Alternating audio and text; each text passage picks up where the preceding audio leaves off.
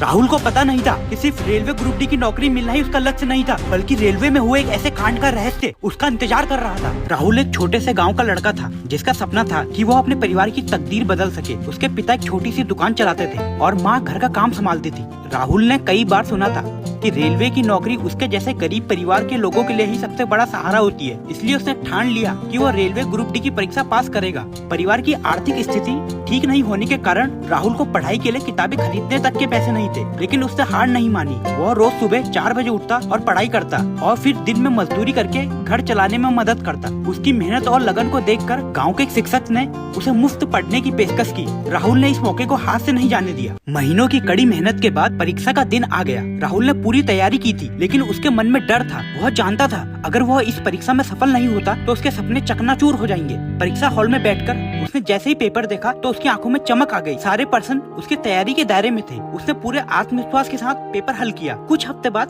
परिणाम आ गया। राहुल ने परीक्षा पास कर ली थी। उसकी खुशी का ठिकाना ही नहीं था। उसके परिवार और गाँव वालों ने उसे गले लगाया। राहुल ने न सिर्फ अपने सपने पूरे किए, बल्कि यह साबित कर दिया अगर इंसान चाहे तो किसी भी मुश्किल को पार कर सकता है। लेकिन कहानी यही खत्म नहीं होती। जब राहुल ने अपनी पहली शिफ्ट के लिए रेलवे स्टेशन पर जाने की तैयारी करी तो उसे एक अजीब सी घटना का सामना करना पड़ा। वो प्लेटफॉर्म नंबर 3 पर खड़ा था, जहाँ से उसकी ट्रेन आने वाली थी। तभी उसने देखा कि एक बुजुर्ग महिला अपना बैग खोज रही है। राहुल ने उसकी मदद की और पाया कि बैग में एक बहुत ही कीमती सामान था। महिला ने राहुल को धन्यवाद दिया। उसे एक रहस्यमय चाबी थी जो उसके बैग में थी। उस चाबी ने राहुल की जिंदगी को एक ऐसा नया मोड़ दिया। चाबी एक पुराने लॉकर की थी जो शहर के मुख्य रेलवे स्टेशन पर था। जब राहुल ने उस लॉकर को खोला, उसमें से एक पुरानी डायरी और कुछ कीमती दस्तावेज निकले। डायरी में एक ऐसा राज छिपा था जिसने राहुल को एक नई दुनिया में ले जाने का वादा किया।